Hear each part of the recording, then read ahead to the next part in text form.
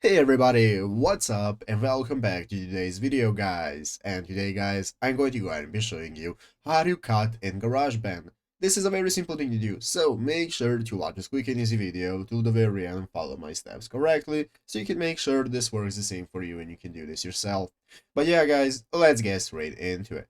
So the first thing you want to do is go ahead and open up the official GarageBand application if you have not already. If you do not have the application, just go ahead and download it from the Apple Store, and after opening it up, you'll be greeted by this main page right here, which is the home page where you can find all the instruments that you can access. You can open up the audio recorder and so on.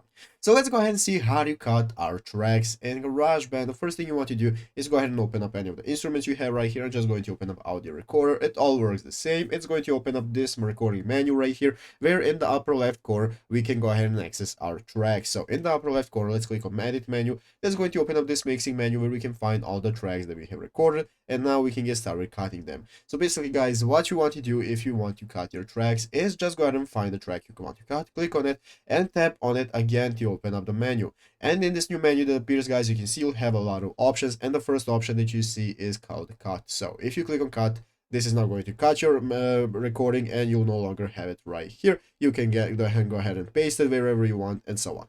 But yeah guys, basically that is how to do it. So I hope this video was helpful. If it was, make sure to leave a like, subscribe to the channel. So you guys, thanks for watching, take care and bye.